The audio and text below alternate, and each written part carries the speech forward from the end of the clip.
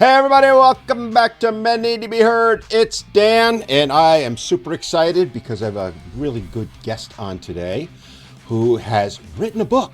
And I actually read the book last week. I couldn't put it down. And I'm not just saying that because he's staring at me at the screen to my left, okay?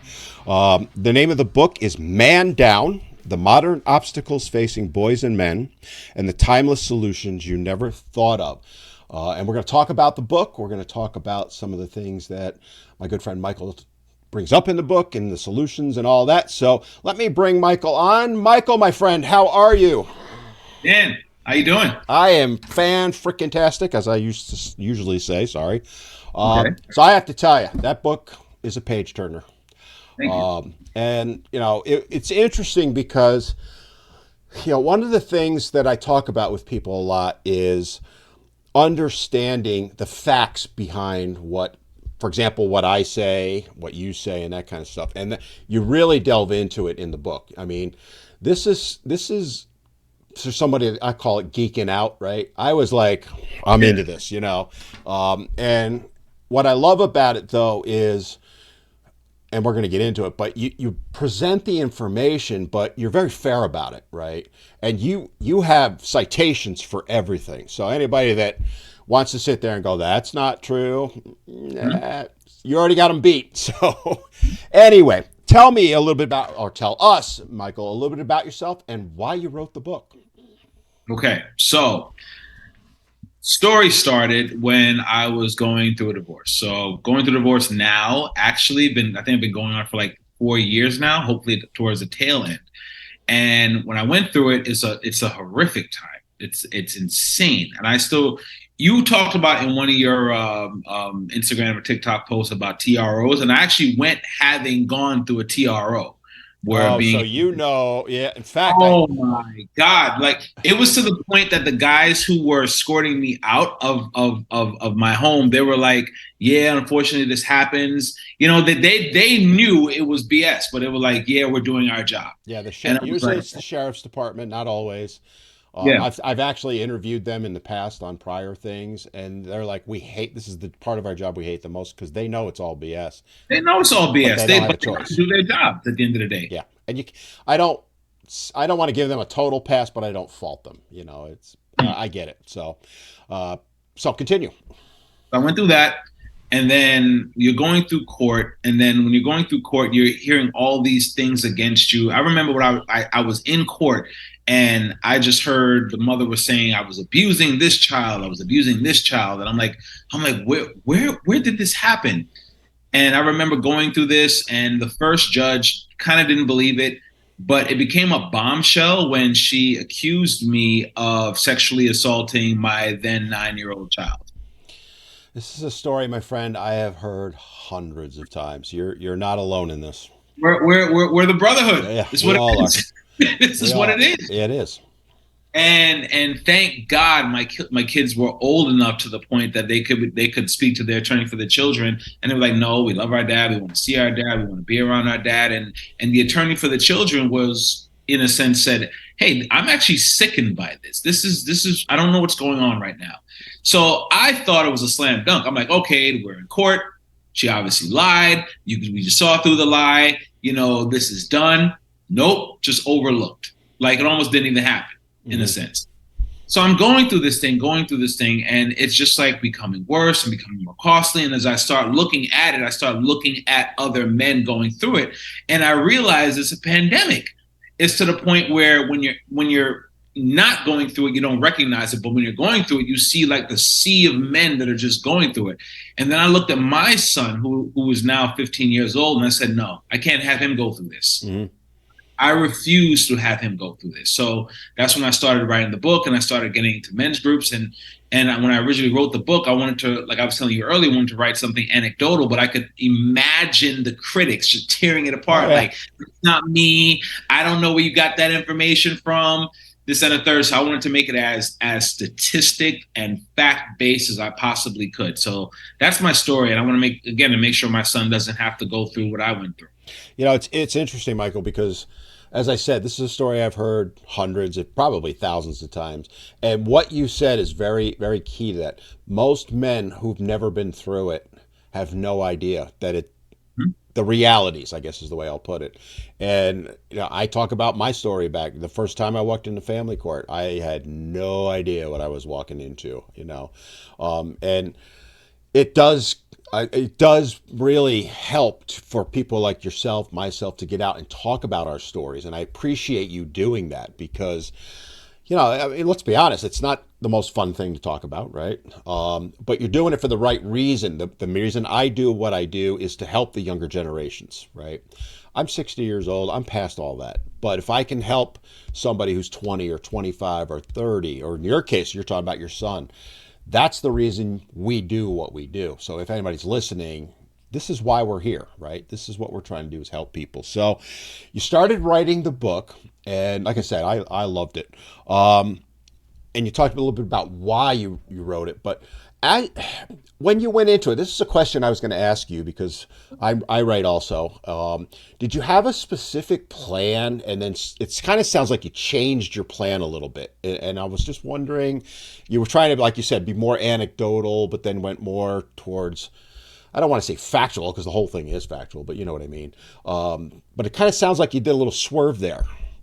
Yeah, because when I was thinking about things that I thought about, but then when I started doing the research, Mm-hmm. and it was a body of evidence that really changed my mind. Is when I saw all the evidence, all the statistics, all the science, I realized that I had to just tell the science as opposed to tell my opinions. Because the science is always going to beat my opinions any day of the week. And I wanted the science, and I wanted the logic, and I wanted the effects to really speak about what's happening. You talk about science. It was funny because, and you referenced one of my heroes, Warren Farrell, in the book. Mm, He goes back. Warren, Godfather. Warren, if you ever listen to this podcast, my friend, you are my number one target. I want to get on because he's been around for pretty close to 30 years now that I'm aware of. Mhm. But it's interesting to see that the takeaway I was getting while reading your book is this stuff was all known 20, 30, 40 years ago. And yet, no one knows about it to this day. And that's one of the things I liked about your book is it's a chance to get it out and discussed again. And there's a lot of issues you cover, but just kind of, if you would, give the audience just a very brief synopsis of the things that you're covering in the book because it's a pretty important thing. Well, the thing that's really overarching is not so much the divorce. It's not so much the custody. What it is, it's really overarching is the assault and the attack on men, the Mm-hmm. marginalization of men in general, in particularly Western societies. Yep.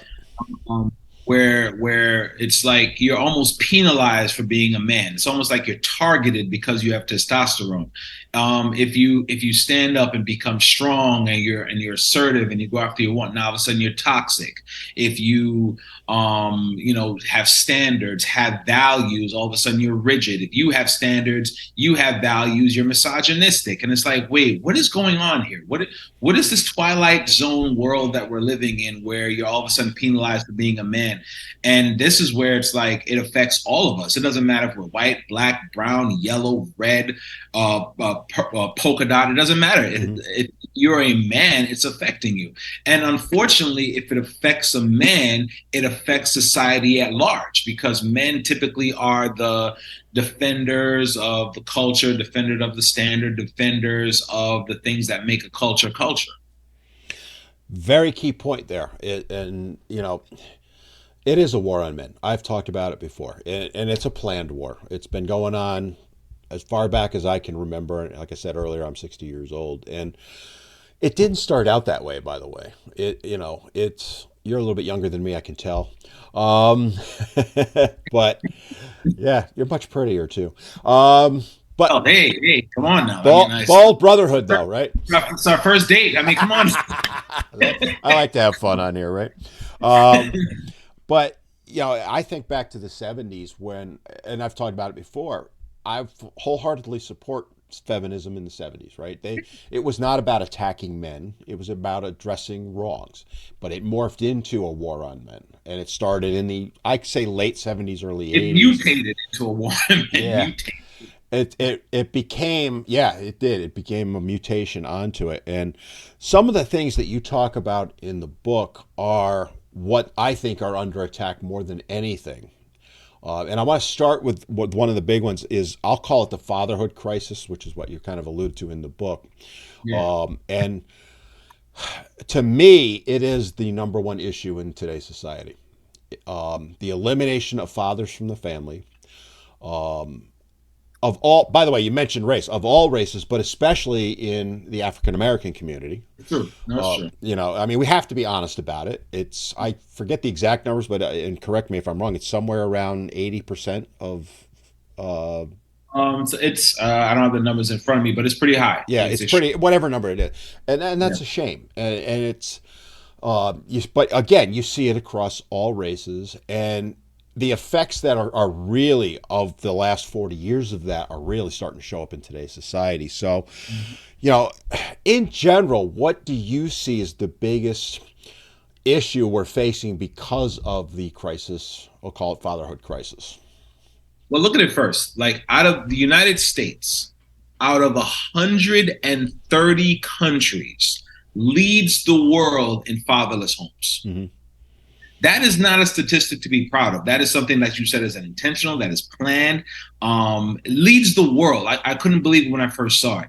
And so the thing is, you have to look at the effects of it, because when you don't have a father in the home, there is going to be trouble. So unfortunately, all the kids are just like pushed to the women. But statistically speaking, and I know we're going to get flack for it, statistically speaking, single moms don't do as good a job as raising kids as single dad. Statistically speaking, we're just talking about statistics and science and logic and reason. We're not talking about facts, not feelings or anything like that. So when you take the father out of the home, statistically speaking, single mothers are more overwhelmed. Mm-hmm. They are more stressed, and they have children who, for the most part, are running over them. Because where women tend to set standards, men tend to enforce them. That's a key point you made in the book that I wanted to touch on, because you're spot on with that, by the way, right? And let's be clear, and you point this out in the book, we're not bashing mothers or single women No. in any way, shape, or form. Nope. But let's get into that a little bit, because that's a very key point. It's a point I've made before, which is women raise children differently than men do. And that's a good thing. And that's why children are better off with both parents, whether you're divorced or not. If you're married and they're together, yeah, they're going to do better statistically speaking. But if you're divorced and both parents are involved, the fall off is not that. I mean, it's a difference, but not that bad. Mm-hmm. And it goes directly to how we raise our children, men versus women. Can you go into a little bit more depth on the differences, because it's something you talk about in the book? So men kind of instinctively understand the harshness of life. Mm-hmm. Like life is going to be harsh. Life is not going to be easy for a man. Like money doesn't just come out of the tree. Opportunities just fall from the sky. You kind of have to work at it. Whereas women, probably not as harsh. I'm not saying it's not harsh, but I'm just saying in fact, let me leave that one alone. But men kind of instinctively understand the harshness of life. And so what they do is they kind of bring a little bit of that harshness to the child to properly adjust them to what's going to happen to them in life. Not to abuse them, not to make them cry or anything like that. But at the end of the day, Dan, let me ask you a question. Did any money fall out of the sky for you today? No, I wish. Yeah, you had to work for everything that you had. Exactly. Right. So why would I now want to teach my children that money falls from the sky, that opportunities are just going to show up, that you don't have to work for anything in life, and life doesn't work like that. So this is where men kind of come in and all right, I think where I'll give an example. If you have a child who's riding a bike and he falls off the bike, the mother may go over and say, "Oh my God, poor baby. Oh my God, mama's here to help you." The father's going to look at him and father's still going to care. He's going to all right, get up. Do it again. Yeah, what are you going to do? All right, It hurt, pain. If you need a moment, breathe, that's fine. But let's go, because that's how life is. You have to deal with the hurts, the pains, the adversity, all these different things. And this is where men instinctively understand that. And I believe that's just in our DNA in general. Oh, well, I wholeheartedly say that and have said it in the past. And research shows that, right? Mhm. It's the nurturing concept. Mothers are far more adapt or biologically driven to nurture. Men are Mhm. more about, I call it realism, right? Getting out, like you're talking about, getting out in the real world. The real world is you're going to fall when you ride a bike. Sorry. Whereas, mom will go over, hey, are you okay? And all that. And dad's like, get back on the bike, go do it again until you learn how to do it. Mhm. And there's nothing wrong with that on either side. And Yeah, I agree. and the other point to make is we're generalizing, there's people that can do both, but in general, men's weaknesses with parents or parenting are women's strengths and vice versa. And we as a society have lost that knowledge, I guess, is that there is a biological, like you said, DNA driven difference, and that should be celebrated, not disparaged. Right. And you talk about it in the book quite a bit, and that's one of the things I I want people to understand that is that, and again, you're never in your book. You make it very clear you're not disparaging single mothers at all in any way, shape, or form. But I was raised data, by a single. I was yeah, raised by a yeah, single mom, so why would I disparage my own mother? exactly. But you talk about the data behind it and the statistics behind it, and that's where I want to kind of bring some of those up. So, in relation to that, can you share some of the statistics that you talked about? All right, so I'll go with this. So the problem is when you don't have a man in the house, you create an entitled child Hmm. where they think that things are supposed to just happen for them.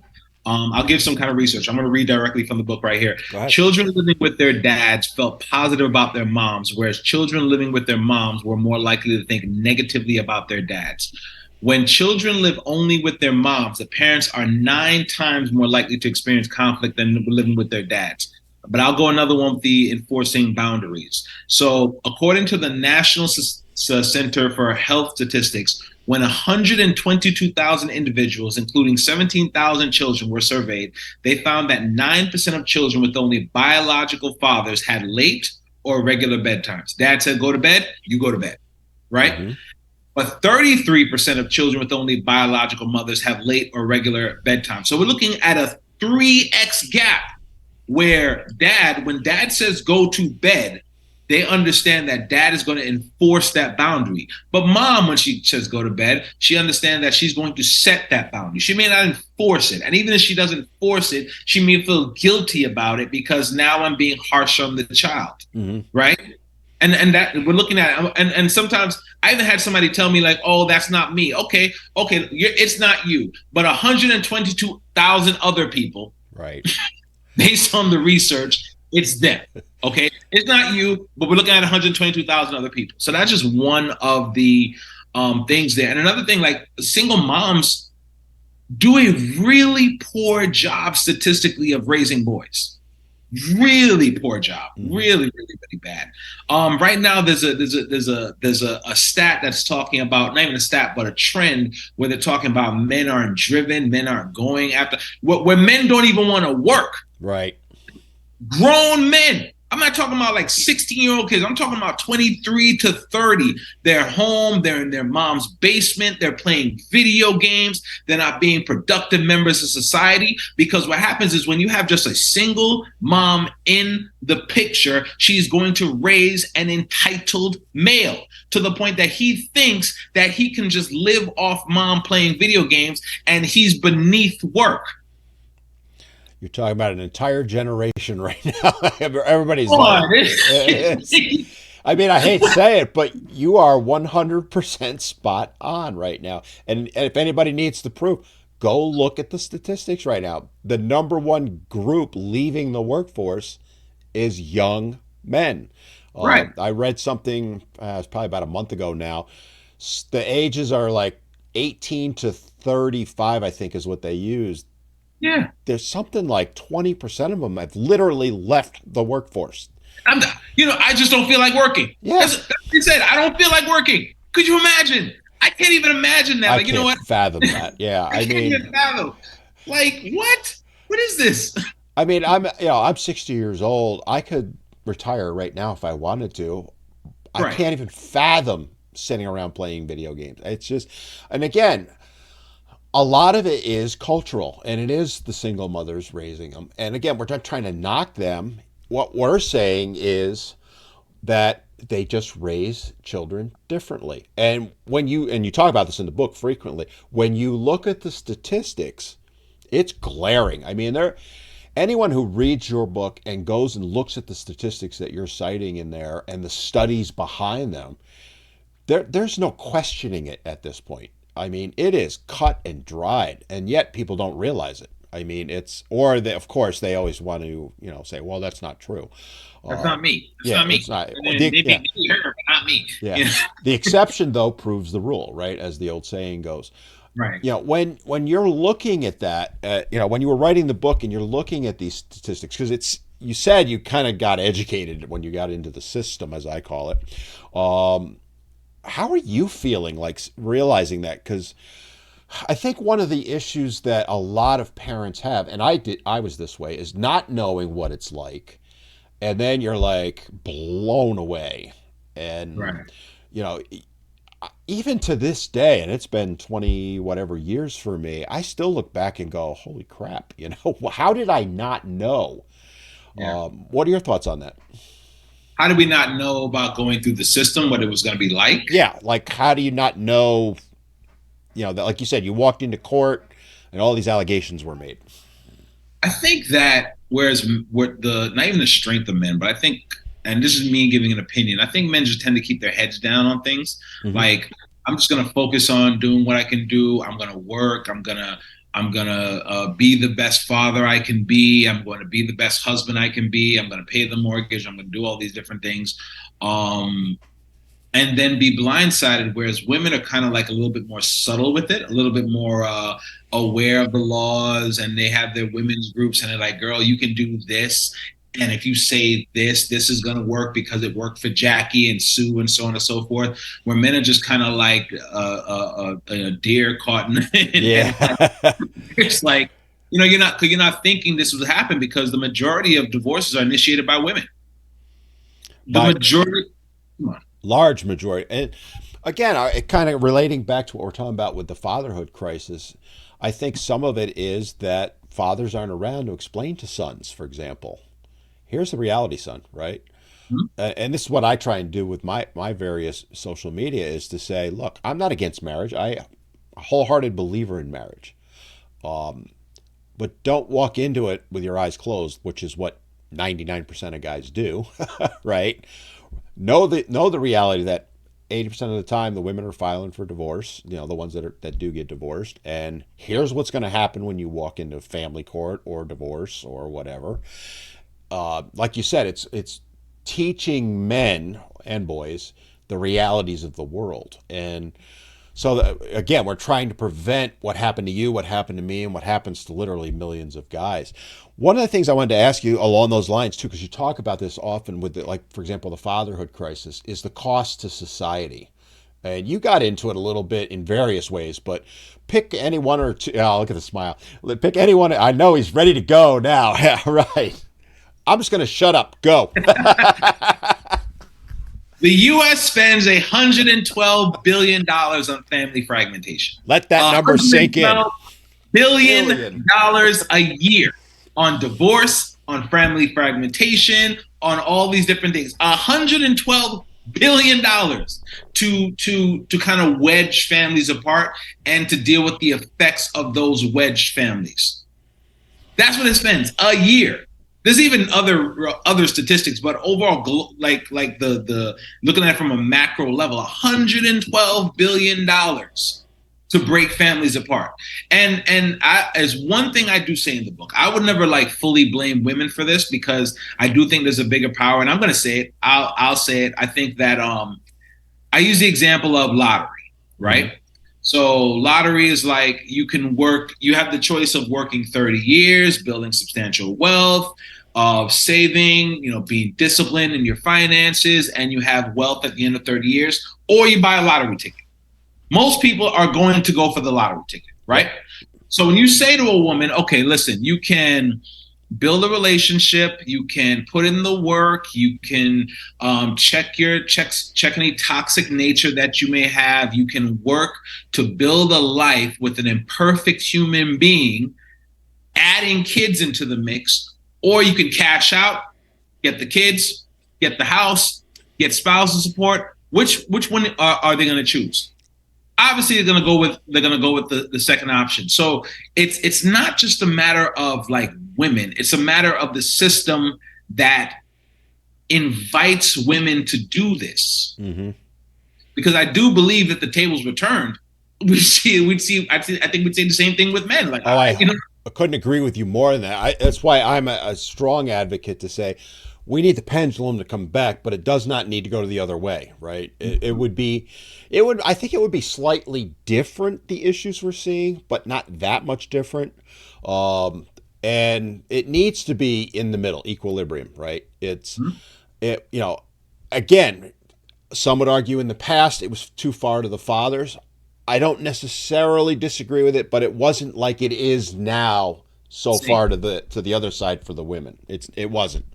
And I do, by the way, just to give people hope that are listening, I do think it is starting to swing back a little bit. You know, it's you're talking about the cost to society. I also kind of have the same feelings you do that this is kind of planned, right? It's now people will say, "Oh, the government was doing it." I actually put it squarely on the Bar Association more than anything else. You know, they saw this, and you talked about it, as a cash cow for lawyers.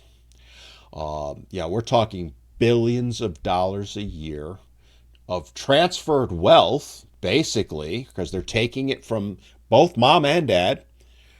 People have lost their retirements fighting in divorce. They've lost their savings, payments for years, and where's it all going? It's going to the divorce attorneys a lot of the times. And again, it speaks to how people need to read this book simply to just get aware of what's going on, because you're talking about factual data here. And you know, there's other costs to society. I mean, when you're talking about fatherlessness, and you kind of talk about this in the book too, is the percentages of mostly men that end up in prison because they're coming from single mother homes. And I do think there's that, as dad, you're a dad, I'm a dad, we teach our children better. I'm going to get slammed for saying it that way, right or wrong, I think. You know, Say it. I am saying it. All right. Yeah. Hey, let's We go. do it, teach them better, right? Mom wants, and this is a good thing, by the way, mom wants everybody to be happy, kumbaya. The world's going to be all great. I call it giving out orange slices. You know, I used to be a little league coach. You know, the Right. moms would bring the orange slice, so every kid had an orange slice afterward. Whereas I'm teaching the kids, you're going to win some, you're going to lose some. Deal with it, you know. Right. But kind of go into that a little bit, if you will, the effects that it's having, not just, you know, the $112 billion, but the effects it's having on people's lives, and they're ending up in prison. So to your point, I agree with you. I don't believe in participation trophies. You know, at the end of the day, you're gonna give your best. You're gonna win some. You're gonna lose some. That's just life. That's just the way it is. You're gonna learn how to deal with loss and successes. Like, I'm not going to reward you just for participating. Life doesn't work like No, that. it doesn't. Right. So I think, and I can speak from my own experience. Like I said, I grew up with I'm not going to go into the details of my father leaving and whatnot, but when he left when I was 13. He left when I was 13. And for reasons I would never go into right now, but he left. I remember from 14 to around 18 being like some very wild years Mm-hmm. in my life. Mm-hmm. And it wasn't until I became a man, probably 35 years old, where I could finally look back and realize, why was I acting like that? And it wasn't until I could finally articulate it at 35 years old that I felt abandoned. Like, Mm-hmm. wow, they want me. And I was just like playing that out. So to that point, when you look at the numbers, like I even wrote here, it has been predicted every 1% increase in fatherlessness results in a 3% increase in adolescent violence. Yep. rapists who specifically rape from a place of anger and rage, 80% of them came from fatherless homes. About 90% of homeless youths are from fatherless homes. I actually believe that the fatherlessness is a security risk. You know, it's a security crisis to the point that whenever you look at like Al Qaeda, for instance, Al Qaeda, the recruits from Al Qaeda were from fatherless homes, Mm-hmm. right? They had Hitler boys, Hitler The youth. Hitler Youth, yeah. Yeah, Hitler youth. These were little kids who were subjected to military abuse, who were subjected to psychological abuse, sexual abuse, and who literally went against grown men and were willing to die Yep. against Allied forces because they were so indoctrinated in Nazism, and they came from fatherless homes. Any kind of like youth bombing or something like that, you really do have to trace a lot of it to fatherless homes. So it's a security crisis, a security risk for our country. That's why I can't understand why is this being swept under the rug. It's a national security crisis. Yeah, taking a step further from what you're talking about, I've looked into done research on, gang violence, and most gang members come from single parent homes. I was actually in a Primary, gang. Actually was in a gang, yeah, yes. because again, and you touched on it, I went through the same thing, right? When you're a teenage boy, not having that father figure around, and even if the father is engaged, but he's only there, most fathers get 15% of the time, right? You get the every other weekend, and I call it the pizza date night. That's not enough for a boy. It's No. not. They need far more direct involvement from dads. And I think most dads, not all, we have to say that, but most dads do want to perform that duty. But when you look at things like gang violence, a lot of it I directly attribute it to they're looking for that father figure, and they're finding it either in the gang itself or someone in the gang.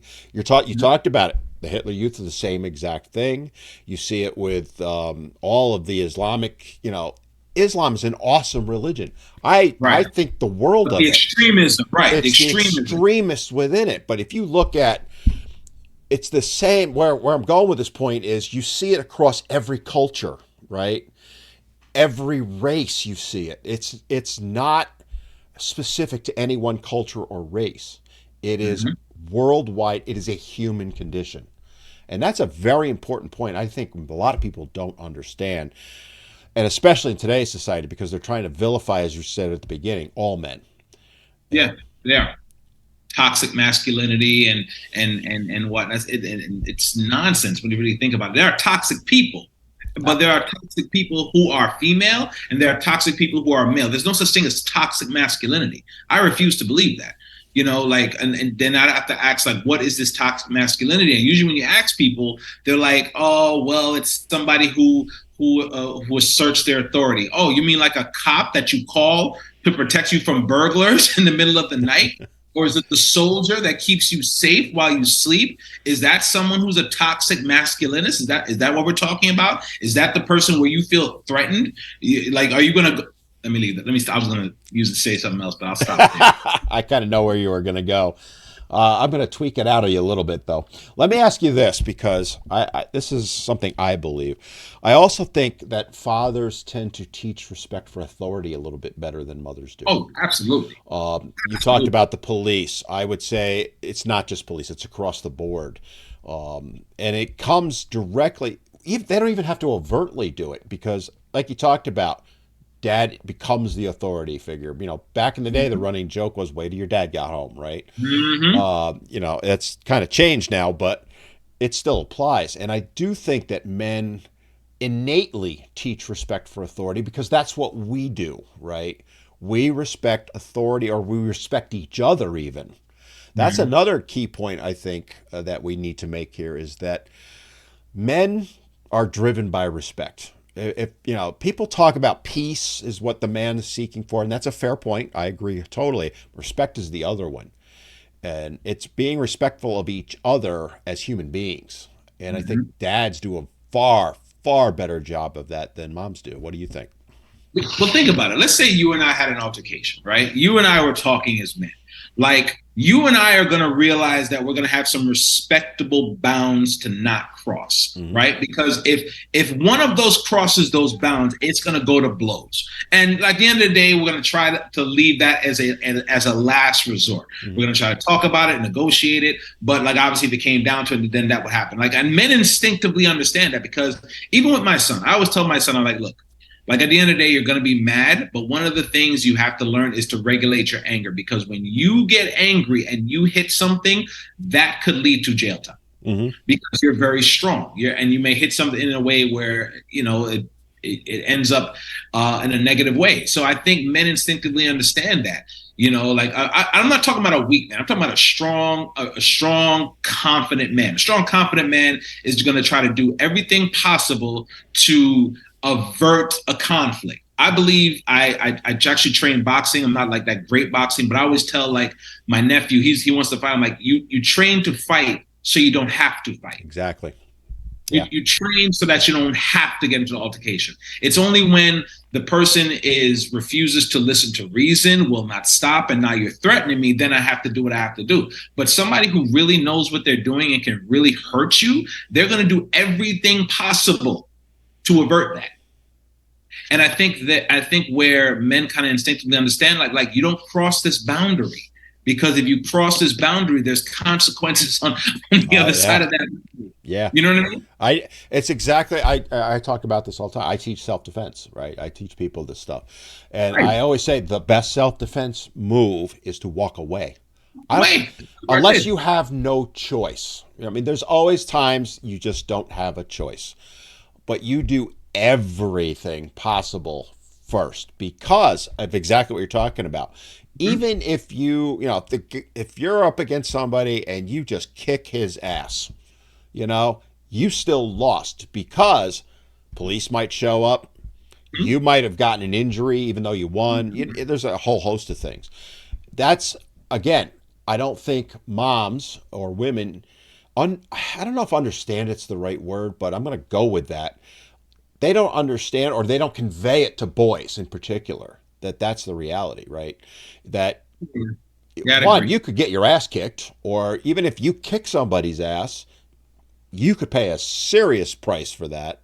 And Yeah. I think the other thing too that we want to mention, or I want to mention, is, you use your hypothetical situation. If you and I went at it, the odds are, back in my day, we'd come, if we had a fight, because I did this with my friends, 2 hours later, we're out, having a beer together. It's, Right. Like, we let it go. this is how we deal with tension. Yeah. It's like, all right, I bitch slapped you, you bitch slapped me. Let's go have a beer. I All right, mean, cool. My bad. I messed up here. yeah. You're my boy again. Yeah, like, yeah, that's how you're supposed to do. Whereas Well, I have my- woman after woman tell me they'll carry grudges for life. yeah. you know, There was, I wish I had the study in front of me where it was like men kind of understand the necessity of hazing, whereas you can literally ruin a relationship with a female with hazing. yeah, they don't understand it. Yeah. Like, what are you doing? Oh my God, I'm never talking to her again, kind of thing. And look, I wish I had the study in front of me. That's why I'm not going to say this truth, but I've read that. So, Oh, I could tell you right now it's true. I think every guy listening is going, yep, you're right. And every woman's going, what? What are you talking about? I hope there are women that listen to this. Yeah. It's because what we're talking about is reality, right? And right. again, this is what dads bring to the table that is often missing, is if they're not around. And again, I don't consider being around 15% of the time being around. It's not. It's not fair to the children to It is. reduce it to that. And that's, it's an important point because I said it earlier, the fatherhood crisis, however you want to phrase it, I believe is the number one issue in the world. It's not just the U.S. You mentioned earlier, it's all of Western civilization. I'd argue it's the entire world because you look at some of the Asian cultures, they're starting to run into this more. Yeah. They're much more family oriented. Good for them. I applaud them. But you're Yeah. starting to see the cracks there even. I mean, Japan recently, the numbers are coming out. Divorce rate skyrocketing in Japan. Yeah. It's sad. Feminism, it's spreading. It It's is. It's influencing. spreading the word, if you will. Yeah. Um, Along the lines with the fatherhood crisis, I want to kind of just shift to another. This one is I'm going to get all passionate on you, so get ready. Go ahead. Education. Now, you start off in the book about education, and I think that a lot of people don't understand how bad the crisis is in education for boys and men, right? Mhm. So, can you give us the highlights first, and then we'll kind of delve into it a little bit deeper? All right. So pretty much like when you look at education, women are outpacing men significantly when it comes to degrees, master's degrees, advanced education. If you look at a typical college campus right now, it is 1 to 3, one boy for every 3 girls. In my day, that'd be like amazing, but even now, the boys of today don't like to date for some reason. They're just not even like going after They've walked women. away. Yeah. They walked away from women. In 1970, 57.7% of undergraduate students were male. In 2014, it's down to 43.1. Right? It's bad to the point that women are doing not bad for women. Women are doing their things. They are crushing. They are doing what they're supposed to be doing. But as a man, it is bad. Really, really, really bad. And unfortunately, it does start from a youth. Hmm. So here's what happened. They did a MRI scan of 949 individuals between the ages of 8 to 22, right? They found, and I'm quoting now, male brains are structured to facilitate connectivity between perception and coordinated action, whereas female brains are designed to facilitate communication between analytical and intuitive processes modes. And this is from the University of Pennsylvania School of Medicine. So boys' brains are structured to facilitate between connectivity and coordinated action, Hmm. doing things. In other words, we as men, we are hardwired to learn through action, right? Um, I believe in a higher power, I believe in God, and I believe that's how God wired us to learn through action. Because when you look at the different types of learning styles, there's really only four. You have visual, you have auditory, then you have reading, writing, and then you have kinesthetic. Yep. Kinesthetic will be the touch and I call it yeah, hands-on. It's right, hands on. That's hands-on. exactly what it is. It's And the exactly what it is. problem Yep. is, and the problem is, the modern education system does not account for a hands-on approach. They do not. They've eliminated it actually. You know, Completely eliminated it. I had this discussion the other day with someone where, again, I went to grade school in the late 60s and early 70s. We had shop, we had gym, we had playtime in kindergarten, we had home ec because guys, would go to home ec, but you're hands on. You're making something in shop. You're baking something in home ec. What happened in the 70s, this is somewhat an area of my expertise also. Um, I lived through it, right? Is they started eliminating that stuff. They went Mm-hmm. more for we're going to be in the classroom for 6 hours a day. You're going to sit at your desk with your hands nice folded, little pencil to take notes, and you're going to stare at a blackboard or at whiteboards now, or the whole thing. That does not work for boys. You hit Even you saying that made me realize how much I hated that. Just by it's you, yeah, I hated that. Oh yes, my God. because it doesn't work for men. You hit the nail on the head. We are wired differently. Right. They are trying to counter literally millions of years of evolution. And it's why we're at where we're at. You talked about the statistics. In the early 70s, roughly 60% of high school graduates, male, are high school graduates that went to college, 60% were male, Yeah. 40% were female. It's basically flip flopped. Right. But yet you never hear anything about it. I can't remember the last time I saw a news story going, hey, the numbers have flipped. Maybe we need to start addressing boys. And my belief is it goes back to preschool, right? The truth It's is this, and it does go back to preschool. It's funny you say that, but it does go back to I have to say, and I can say this: I'm an American citizen. I love my country, and I think if you love something, you should be able to tell the truth about it. mhm. You should be able to. But when I'm sorry, so in the 2014, the U.S. spent $16,268 to educate a pupil from primary to college. The global range was 10,759, which literally means the US spent more than the regular world, but got less, Yep. right? Yep. So, according to the National Center on Education, the average student in the US is 3.5 years behind Singapore, Mm-hmm. 1.5 years behind other countries like Canada, China, Estonia, Germany, Finland, the Netherlands, New Zealand, and Singapore. They outrank the US when it comes to just child development because we pay a lot more, but we get a lot less. And yes, to your point, it does come back to the point of education, because when it comes to boys specifically, like kindergarten back in our days was where they just played, Yep. painting, drawing, singing, all those things. It was amazing. You slept sometimes. I Oh, we remember had nap sleeping. time. Oh, yeah, we had nap time. I still can picture my little rug I slept on, you know? And the thing was, back then, kindergarten was about learning how to socialize. Right, That's all. right. It wasn't. Now it's, we got to have them reading before they leave. I mean, I've sat there in the meetings, but yeah, your point is spot on with that. What a difference between then and now. Right, but the thing is, they're understanding it, and that's why even for young kids, there's a process called redshirting, where they've realized that boys' brains develop differently than girls' brains. Where a girl would be ready for reading and writing kindergarten at the same as a boy, but a boy's not ready till the next year. And so what they're doing is that they're taking boys out of kindergarten because kindergarten is not meant for construction or play or Hmm. nap time or rigorous reading and writing, and a boy's brain is not ready for that because again, he's hands on. He's hands on. This is Exactly. how he learns.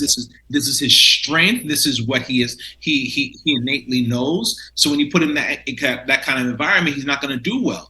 And what they found that when you have a boy in a situation in reading and writing in kindergarten, he ends up not liking school because school obviously sucks. And if his school sucks, then other school sucks. And if that school sucks, then this school sucks. And it just carries that kind of mentality of school is bad, it's horrible. But versus you take him out, let his brain grow it's the way it's supposed to grow, he comes back. Now he's ready. Now he's sharp. Now he's developed the way he's supposed to.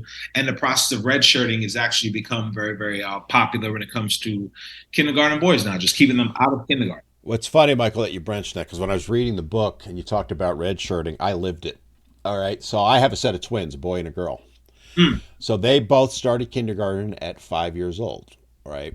Now they were born in September, so they were just five when they started. Mm-hmm. My daughter did awesome. My son struggled. Right. Mm-hmm. I actually went to the school and fought to redshirt him, hold him back a year. Mm. Right. And we joke about it to this day that he failed kindergarten. He didn't fail, but he wasn't mature enough and ready to go. Right. Long story short, this dovetails to exactly what you just said because my older son was the same way, and I did not redshirt him. He ended up ultimately dropping out. Now he went and got his GED. His other problem was school didn't challenge him at all. But he hated it. To what you just said, whereas my other son, I'm not gonna say he loved it, but because he got that extra year and he was able to get a little bit more maturity because boys mature much slower than girls do. It is the difference between In that arena. yeah, in that Yeah. arena. And so I've lived it. I've seen it with my children and this is one of the things I wanted to mention during this. I'm glad you brought it up is that if you're the parent of a boy, if you can hold him back until 6, and everybody's different. I mean, everyone's unique. You got to look at your situation. But I will tell you, having worked in K-12 for a couple of years, having gone through it as a parent, if you can redshirt your son, do it. And the schools will fight you, by the way. They don't like that. But you are literally setting your son up for success if you do. Mm-hmm. And you have the statistics to prove that. I mean, it's glaringly obvious. Yeah. You know, one other thing that kind of I want to touch on with the education too is that, and you already mentioned it, is one of the reasons boys are not going to college is because they don't like school, right? I think a lot of that, and I wanted to get your opinion on this. I think it is the way they're being taught. Right? They want that hands on. They're not getting it. I know you're probably familiar with STEM. I was actively involved in STEM. STEM is pushed towards girls. And when you look at the curriculum, and I have in detail, in fact, I was part of designing it at the district I was in. They were skewing it towards the way they teach girls. Girls like to sit in a Mhm. desk, look at the board, take notes, make beautiful little pictures in their notebook, and all that. That's how they learn. Good for them, by the way. Mhm. Um, it's not. It doesn't work for boys, and honestly, it doesn't work for STEM. If Mhm. you're, for example, if you're trying to learn how to use a computer, you got to use it. Sitting and staring at a board is never going to work. If you're trying to learn some sort of piece of technology or whatever, you've got to hands on with that. It's also, if you actually look at it, it's why boys are gravitating towards those jobs. Women don't go digging ditches and doing sewers because it's hands on. What are your thoughts on that? I mean, it's funny you say that. So I'm looking at a study right now. So this major study is in 2015, and they collected data from nearly 5,000 subjects. They concluded that school environments are more attuned to feminine type personalities, thus making it generally easier for girls to achieve better grades in school than boys. And the problem is, even when you look at the stereotypes, most teachers unfortunately stereotype males as being lazy, disruptive, unfocused, and lacking motivation because they're fidgeting, they're moving, because that's how they learn. Like I for one love learning. I love learning. I love growing. I love reading. I love just learning anything I can. I hated school. I Mm-hmm. couldn't stand it. It was torture for me of like how much longer do I have to do this? And it wasn't until I could really look back and look at the data to understand why I was the way I was is because again it was just I'm sitting still for 7 hours. 7 hours. I know. Yeah. It's literally, people do not understand. It is literally torturing a boy to do that to him. What do you think about it? 7 hours in one seat. Now, I tell you right now, somebody's going to argue, yeah, but they do that playing video games. Yes, but they're using their thumbs and stuff, you Oh, know. they're using their thumbs. It's more They're doing communication. this, It's a yeah. lot more thing. Like I played video games too, but it was a lot more going on. There Yeah. was a lot more camaraderie, communication that had to be done. You go here, I'll go there. And there was a lot of status attached to it too, Yep. because all of a sudden you're no longer just dorky Matt. You're Vampire Slayer 57 or whatever. You know. I won't reveal my game name. I used to play Battlefield 1942. I was really good at it. Come on, reveal it. Come on, come I on. was top 5 sniper in the world at one There point. we go. And that's the one and only game I actually ever really played in my life. All right. One of the things, like, I want to try and talk about the solution with education, because a couple things have happened with that, over the years as they've struggled, because the school districts struggle with keeping the boys calm, if you will, and in the desk. So what's their go-to solution every single time? What do you think? Medicine. Drugs. Yep. Yeah, ADHD. ADHD, ADD. They diagnosed my sons with ADHD, and I went, bullshit, right? Yep. And I went and took, Dad. Good dad, oh, yes. I did not. They hated me. Oh, I right. took them to one of the best psychologists in our area, and the psychologist is like, this kid does not have ADHD. He's bored to tears, And again, I fought it all the way, but they were like at one point talking about taking us to court for it. That's how bad the school districts are. They want to drug these kids. So one Yeah. solution I feel is one, recognizing the difference. But you had an interesting solution in the book where you talked about boys only schools. So it's funny you say that It's because almost right like now I planned it. you did plan it. You did plan it. The plan is good, ladies and gentlemen. This is all set up, right? He just laid it up. I'm gonna create it. All right. So the thing is, the whole co-ed thing is a recent phenomenon. Hmm. It didn't happen like in the 30s where it's a only like it came about during the 60s and the 70s. Before it was very common to have single gender only education. Here's the pros. The pros is one, you can focus a little bit more. A boy can focus with a boy, and you can do like he doesn't always have to be, for lack of a better word, politically correct Hmm. in his interactions with his brothers. The second thing is when you have a boys only school, now you can make the education boy friendly. Exactly. Now now it can specifically be cut to the cloth of who they are, as opposed to trying to make a boy appreciate and understand something that's meant for a girl, even though his biology is going to completely go against it. You're just kind of trying to force him into that kind of scenario. It makes no sense. So yeah, I believe in a boys only school if possible. And again, like it may not work for everybody. Let's be completely honest. The research, if we're being completely impartial, there are some kids that like co-education, but at the Mhm. same time, you can't do a boys only school. At least there has to be gender specific learning and try to understand the learning styles of that child. It's interesting what you just said because I pitched this, okay, to a school district that I was working in, and we were having this discussion.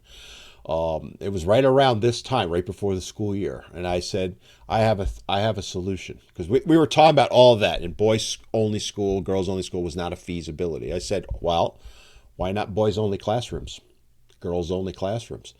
Right. Because their argument is, well, having that co-ed education, they learn from each other, they interact. Okay, well, that just got solved because, yeah, they're not in a classroom together, but they're going to interact in the school, right? Right. Oh, this did not go over well, my friend. Let me tell you, they did not like. And I went further. I said the boys need to be taught by men, the women I taught by women, agree. Yeah. with some crossover, obviously, but boys learn better from men.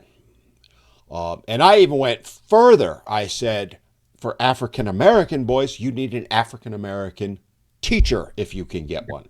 Their I argument agree. is, well, they don't, there's not as many male teachers, there's not as many African American male teachers. Okay, make it worth their while, Right. you know, Now because, they're doing it. Now they're doing it, but they didn't do it back then. Yeah. yeah. Well, even now, I don't think they're doing it as well. They're doing it, but they're not doing it for the solution. They're doing it for the political correctness of it, I think. And I may be wrong, but I think going to boys only classrooms and girls and changing the curriculum to adapt for the differences in learning. Because in the end, they're both going to learn the same subject matter, whatever it might be, but they can learn it differently. And I use, like, for example, history. History, most of the time now, is taught you read the book, they put it up on the board, and you go take your test. Well, that works for girls. It does. It does not work for boys. All right. Well, then you get it interactive. You know, you get your little toy soldiers out if you're talking about a battle or whatever. They'll learn that way. It's just that has been a solution I threw out 12 years ago, and literally they got laughed at. Oh, that's not doable. And then their argument, it's going to cost too much money. No, it's not. You're using the same number of classrooms, same number of teachers. The legality of it. That's what it is. The legality and bureaucracy of It's it. the That's what. legality and the appearance, Yeah. right? But it's interesting that because you brought that up in the book, I do believe whether we go with boys only schools or boys only classrooms, we have to do something because there this is not getting better. They've thrown, and you brought this up too, millions of dollars at this, and we're worse off. Getting them to recognize the problem is the first step. And that's something that I encourage people to go read the book because you go into it much more detail than we're covering here and the depth of it, and then you offer the solution to it. Uh, the short term, long term effects of this, we're seeing it now, right? They changed the curriculums in the 70s. Look where we are now. Like you said earlier, boys have dropped out of society. Yeah. And it's, you look at the graduation rates, you look at homelessness and all that. It all goes back to education and the way it's being done. Right. I want to move on from education, but any further thoughts you wanted to add on that? I agree. Like goes back to just education and just not taking into consideration the dynamics of the male. just completely disregarding it. All the male is the enemy, he'll be okay and whatnot. And it's really wrong. It really is when you think about it. But yeah, I agree with you. What I mean, is there any other solution other than the boys only school that you could potentially throw out? I agree. You threw out a lot actually. I didn't mean to, but yeah. Yeah, no. It's great, because we do need, because boys are going to learn a little bit better from males. At the end of the day, the gender specific kind of subjects, not to mention the red shirting. If unfortunately, if it's funny. I was reading a book. It was another country. I forgot where exactly, but in another country, when they do kindergarten, they actually don't do kindergarten inside. They don't do first grade inside. They have Interesting. everything outside. And what it is, it's they wanted it to be more. I forgot the name of the country. I wish I had it with me. But what they did is that they just wanted to have that more experiential learning, Mm-hmm. right? They realized that kids learn better than just being in the confines of four walls. Mm-hmm. They learn better. It's easier to talk to a kid about a tree when you have the tree in front of them. They can feel the tree, they can smell the tree, they can touch the tree, they can see the tree. So I think that experiential learning, it's coupled with reading and writing. That's where you get the whole package, you know? I couldn't agree with you more. I actually I wasn't aware of that. I think that would be awesome. Obviously, weather's got to come into play, but getting out in you know same thing like I talked earlier about shop class, right? I learned fractions in shop class. I didn't learn them in a classroom, right? Mm. We were building, I don't know, a shelf or whatever. It's got to be, 3/16 of an inch. Well, what the hell's that? And then they show us, and then you see it, and then you have to cut to it and all that. That's how boys learn, and that's not happening these days. You know, Oh. I talked about home ec. We were baking, I think, cookies or whatever. What's a cup? Oh, okay. Or I could put 4 quarter cups in or a 3/3. Oh, now you're learning fractions and measurements and all that stuff. Hmm. This, if we want to solve a lot of society's ills, fatherlessness is one, but two, I call them 1 and 1A. Education's right there with it. It's probably why I Yeah. like your book so much because everything you say, I say. So, uh, but See, like kindred spirits. That's what we are. yeah, we Kindred are. We spirits. are. You're my brother from another mother, right? I seem to have a lot of them lately. But it's funny because when you step back and look at it objectively, which is what you do in the book, it becomes glaringly obvious. Wouldn't you agree? Yeah. It's it. But how do we not see it? I guess is where I wanted to go with it. How does society not see it? See, all right. So this is where back to a history lesson. This is where the whole thing of feminism came in. And again, I am not against feminism. I believe in equal rights and equal responsibilities. Like if you want equal rights, no problems. And you're willing to give equal responsibilities for those equal rights, no problem. I am completely with you. So I believe it was in 1960. So it was Governor Reagan, yeah, 1969, Governor Reagan of California. He literally signed into law the nation's first no fault divorce bill. Yep. What happened, that bill, it gutted marriage of its legal right to bind husband and wife, meaning if you wanted to divorce, he snores funny, I don't like the way she looks, so on and so forth, you could just divorce for any reason. We're in a free country. You want to leave, you can leave. The problem is, in the decade that followed, every state virtually followed. And then from 1960 to 1980, the divorce rate more than doubled. It went from 9.2 divorces per thousand married women to 22.6 Mm-hmm. divorces for married women. So then in the 70s now, when feminism was starting to really, really, really take root, so feminists believed that it was the original feminists actually believed it made sense for the father to be involved in the child's life because I want to have my career. Maybe dad can stay home and take care of the responsibility. So they believed that. But then, literally, we talked about Warren Farrell. He was on the board of NOW, He the was he National. was actively involved in now very high up board, as you said, and that's why I tell people you need to go read his books if you haven't. But go on. Yeah.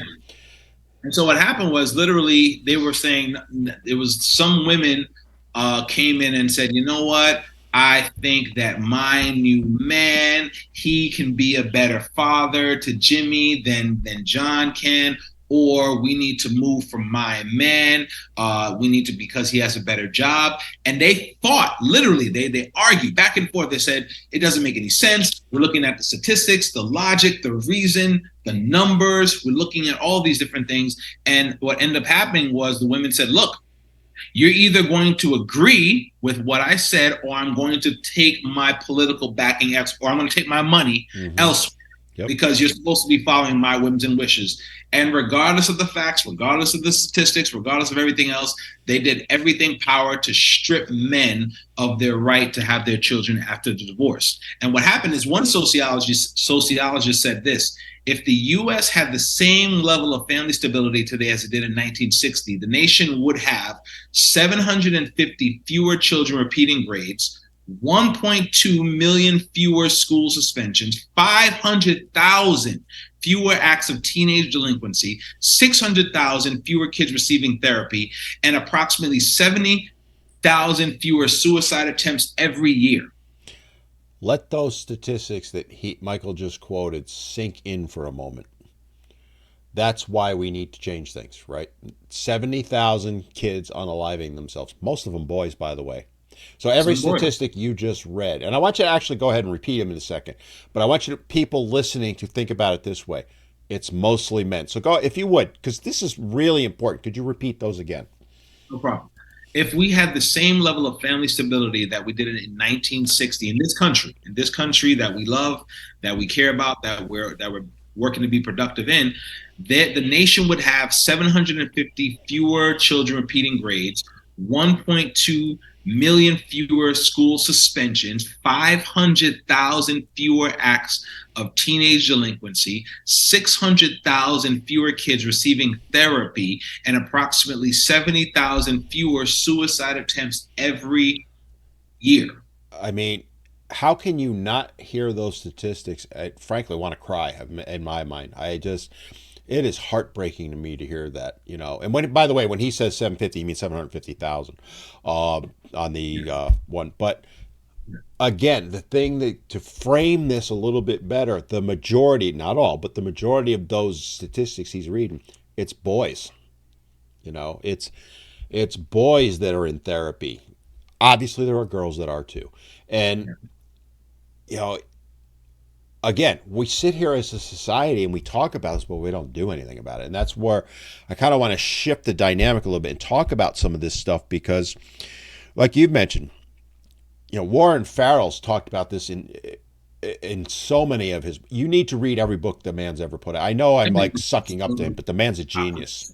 I have so many behind me right now. I have well, some of them, I don't know if they're in there, but I have read every single book he's ever put out. He dismantled the wage gap. I mean, if you ever want to find out the truth about the wage gap, that's the book to read. I agree with you. I had a discussion with my just to jump in. I had a Yeah. discussion. I'm in sales. I work in sales for like commission only sales, and I do okay at it. So a friend of mine, a coworker, he was like, "Oh, the wage gap is wrong, but it's really based on what you produce." So it's almost like I go to my VP of sales, and there's a guy, we're gonna call him Tom. He was the number one rep in the company, Mm-hmm. number one by far. He beat out how many different other reps across how many different offices. Imagine if I went to my VP and said, "Listen, I want to be paid like Tom." Right? Because I feel that I deserve to be paid just like Tom does. Right? He would look at me and laugh because, all right, do what Tom did. You'll get what Tom got. See, I went into employer mode as you were describing that. And in my mind, the answer I got is, well, are you producing like Tom is?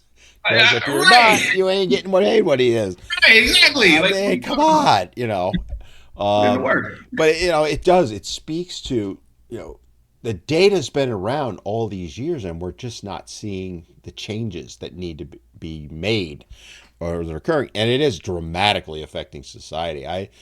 You look around, I can all of society's ills that you see now, the divide between races, sexes, all that stuff. A lot of that I drive back to fathers not teaching, hey, respect everyone. They're better at it. I'm sorry. right? It's education. Hey, let's all get together in a classroom and learn from each other, that kind of stuff. Now we're looking at separating all that as far as, I hear different things. It's just like we're not addressing the fundamental issues, which is the stuff all that we've talked about and that you go into much more detail in the book. I want to kind of go to some of the solutions on some of these. We've kind of talked on some of them, but one of the big thing that you talked about is, again, we've touched on, is the difference between moms, dads, men, women, and addressing solutions from that perspective. So, in general, what would you say is your couple of your biggest things that we need to do first? Get them thinking here. I think on an individual micro level, I think we do need to appreciate and understand the differences between men and women.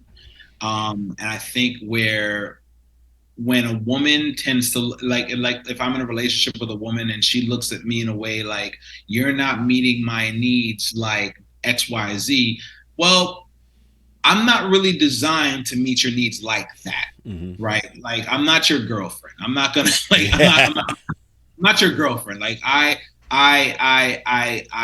contribute in my own unique way. So I think when we understand the differences again that each brings to the table, when you can understand those differences and you can appreciate those differences, and instead of trying to compete with those differences, then I think you can have really fruitful communication and relationship. That's the micro level. Mm-hmm. I do believe that. The second thing I do believe, and I say this again, is I think if you love something, you should be willing to bring the truth to that thing. And I applaud, men like you who are spreading the message to the brotherhood, because I do believe when any kind of real lasting change is going to happen, it is going to have to be happen through a band of unified men. Mm-hmm. Where men are just like, you know what, enough is enough. We've seen the statistics, we see where this is going. Enough is enough. Now we need to make some kind of stand, and now we need to make some kind of stand. And when I look at the hallways of history, I look at the hallways of history. I look at there's really only two types of disobedience when it comes to like creating positive change. You have uncivil disobedience and you have civil disobedience. Mm-hmm. And uncivil disobedience is where you literally start burning down buildings and killing people and kidnapping and whatnot. Probably not the wisest course of action long term. But then you have uncivil disobedience when you believe in something to the core of your being, you know it is right. And you are willing to believe in it so much that you're willing to no longer comply with the thing that goes against your conscience. So let's say, for instance, hypothetically, and we don't have that issue right here, but let's say, for instance, they had a vaccine, and they said, like, you need to take the vaccine, and you know, of your heart of hearts, you're not going to take this vaccine, you're not going to do it. They say, okay, we're gonna do this in a third to you, and you're like, you know what? Go ahead, mm-hmm. go ahead. But I refuse to, in my own conscience, comply with something that's going to butcher that conscience. And that's where civil disobedience really comes in. Any kind of culture, any country, any nation that has any positive impact and change is when its conscious-based citizens said, you know what, we're not taking this anymore. Enough is enough. Violence or civil disobedience or uncivil disobedience, violence never brings about true change. It really does. It just begets more violence, I think. When you take an active stand, I'll give you the perfect example. I've used this before. Rosa Parks, right? Yeah. Look at what that one simple act did. No, I'm not. That's all she did. She wasn't violent in any way, shape, or form. She stood her ground. You said this, she was willing to accept the consequences of it. She literally started changing society. I would argue she did change society, right? Mm-hmm. And that's just one example. I could rattle off 20 or 30 of them in all different areas. And that's where I think, as a men's movement, that's where we need to be right now. I had Bill on last week. His unit or his organization is about that. Is bringing awareness and taking action, but never violent action. Violence never solves anything, and the more we can bring awareness, especially to the younger generation, because they are just kind of floundering right now. Like you said, they're sitting in their basement playing video games. They're a powerful force. And right. If gentlemen like yourself and myself put ourselves out there and take the bullets and Trust me, we take a few. Oh, that's right. Yeah, wait, boy. Um, you know, again, I would never ever advocate for violence. It goes against every fiber of my being. But civil disobedience, doing it the right way, that's what's going to bring around change. What would you say should be the first couple of things we as men in general should be doing? There's a law that I brought up the specific law because I thought of that same question when I was writing it. And I'm like, all right, are you going to tell men to not pay child support? Are you going to tell men to not do this? That makes no sense. That's like, like if I don't have the child with me right now, then obviously the child needs to be taken care of in Mhm. most possible way that's possible. And then you do see like progressive movements where even though it is used for political purposes, where the whole death of permanent alimony, which really would made absolutely no sense because it's like literally indentured servitude. But there is a law now which is heinous, and it's called dads by default. So literally, Dan, if you sign a birth certificate for a child, and if the child is yours or not, you are in the eyes of state that child's father. Yep. So let's say even if you get a DNA test and you find out the child for whatever reason is not yours, technically you are still responsible for paying for that child. I'll even go further, Michael. If she puts your name on the birth certificate and you aren't aware of it, Mhm. and you don't, in some states, you don't contest it within a certain period, 2 years is a very common one, guess what? You're dad, even if it's not your kid. Right. Criminal.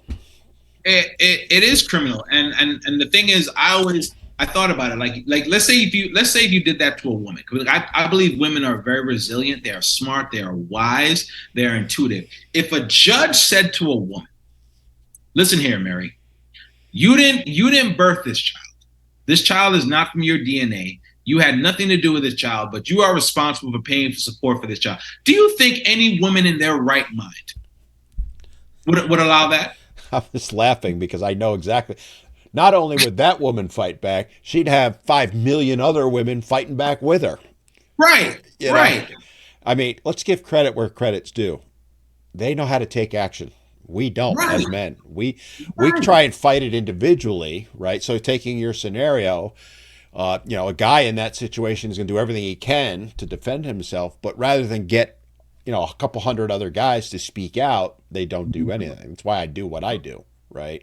Right. And thank God for doing what you do. And I think that's how we're also programmed too. We're programmed to be, oh, just take it like a man, be stoic or whatnot. And even you've brought hundreds on, you've spoken to hundreds of people about this situation. There are millions more who refuse to tell their story.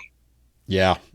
And that's anyone who's listening to this as a man, that's the number one thing. Like I asked you the question, what I would say need to be. That's it right there with the number one thing. Tell your story.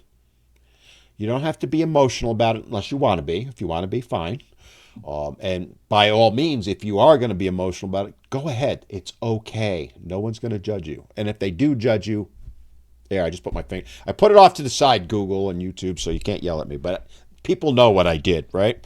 All right. Um, but it's we have to stand up.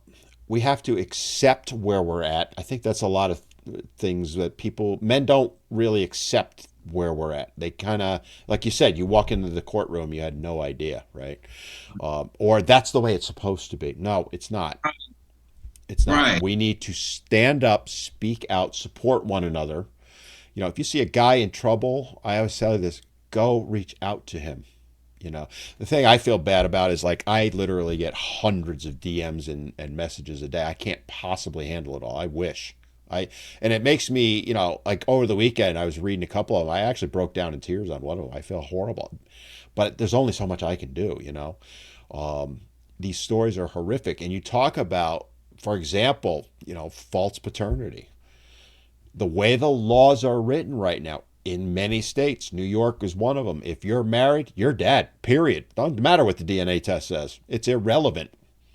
If she puts your name on the birth certificate, you may not even know you have a kid. If you Right. don't dispute it in some states in a certain period of time, you're dead, and they can come after you for child support. Yeah. It's absurd. That is one of the biggest ones that I think should be addressed. That's a good one. What other big solution would you think we should be looking at? I think specifically for men, because honestly, if I didn't have my son, I probably would just be like, you know what, it is what it is. I got to deal with it. But I think any man who really wants to make a change, you really have to even take the eyes off you for a second and think about the other men coming after you. Hmm. Like you have to almost think about like, do you want your son to go through this? Do you want your grandson to have to deal with this? Do you want your brother's child to have to deal with this? If you don't want them to have to deal with this, then every part of your DNA as a man is going to want to stand up and fight. Amen. Every Yeah. part of you. Yep. You know what I mean? I do. Yeah, I'm not a violent person. I'm not a violent person, but if somebody were trying to attack my children with every ounce of strength that God gave me, I'd probably try to kill them. And I'm not that I want to, but I would do my best to protect my child. So why not use that same energy, that same vigor, that same strength, that same fervor towards fixing blatant wrongs in this Yeah. society for our children, you know? It's if we came together as a group, men, things would change. I'm not gonna say overnight. It would be like that though. It Yeah. really would. The reason the women's groups are where they are is because they're very effective at what they do. They do Mm. support one another. I give them all the credit in the world. They are way more smarter at this than the guys are. I'm sorry for those of you listening that may not like That's hearing true. that, but it's the truth, right?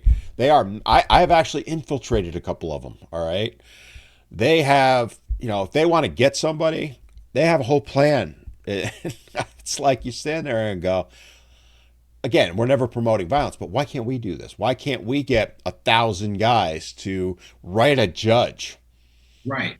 and say, you need to address the fact that this guy is not the father and you're forcing him to pay child support.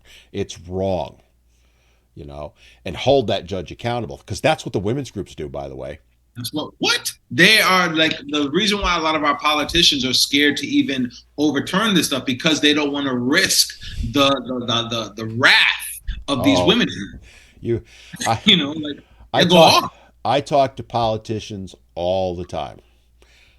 They live in absolute abject fear of the women's groups because I've talked about it many times. All politicians care about is getting reelected. Period. Because power, money comes from reelection, right?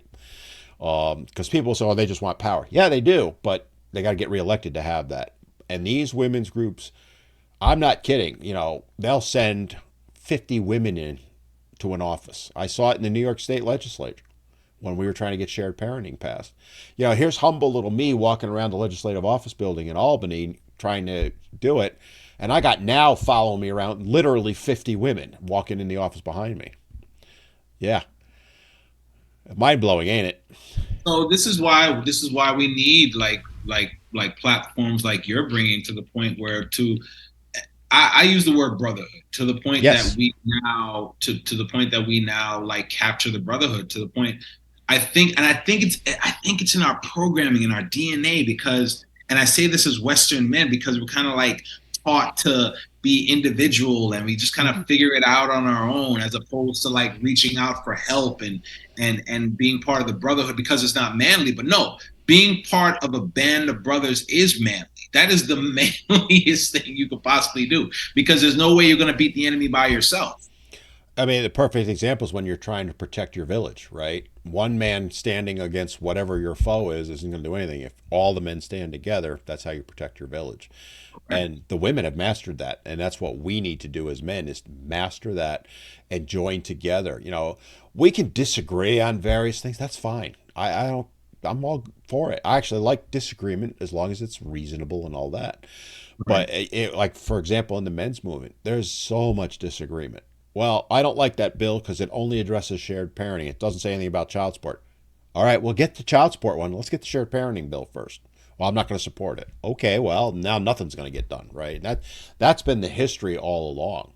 Now you're being bratty. That's what now you're being. It's insane, but it really speaks to it. And I think your book is something that I'm going to say everyone needs to read, but men in particular, because one of the other areas I think men lack in is they don't really understand. They kind of know family court's against you, and you talk about that in the book. We know boys aren't doing well in school. We experienced it. But you get into the nitty gritty and you explain in detail, here's the reality, here's the facts, the stats, the data, whatever you want to call it, to back it up. And then you offer some really good solutions. This is a really, really good book. I applaud you, Michael, for writing it. I do, because I will tell you right now, I know what's involved in writing a book like that, and I know you're going to catch flack for it. I mean, you're going to catch hell. The women's groups find it. Watch out, my friend. And that's funny. Like even when you had posted on TikTok, you were like, "Oh, they're like complaining." I was like, "Bro, just keep going. Like you don't like just like they're not. Nobody's gonna attack you if you're not being effective. If you weren't being effective, then it would leave you alone. But because you're being effective and you're actually making a dent, that's when the attacks come. So I'm that's all for it. that's how you I'm all, know you're winning, is my opinion, right? yeah. And that's why I laugh when they love to insult me and all that. They think they're getting me mad, and I'm laughing so hard most of the time. But again, it takes courage and a willingness, by the way, because you don't write a book like yours in an hour. I mean, you mentioned to me off air you spent about what 4 months writing this. I mean, 4 or 5 months. how It's many hours would you guess you put into it? my Just gosh, ballpark. it's a lot of work because it's not just the putting it together; it's the The research research, yeah.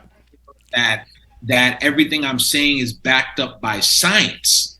And then even like some research that I had to include that I originally was against. And I was like, oh shoot, but like my thought is saying go with this, but the research is saying go with this. So let's just go with the research. So it took a lot of hours. A lot. I would venture to guess it was hundreds. Yeah, And yeah. and and the reason I'm bringing that up is one to say thank you to Michael for doing that, but two for people that are listening to realize that he's put a lot of effort into this and faced things he didn't like facing because you can kind of tell in the book where you're like crap I got to say this right you do in a couple of cases and I applaud you for being willing to do that. You didn't create an echo chamber. You were factual and honest with all of it, which a lot of books don't do that, to be honest. So I want to applaud you for that.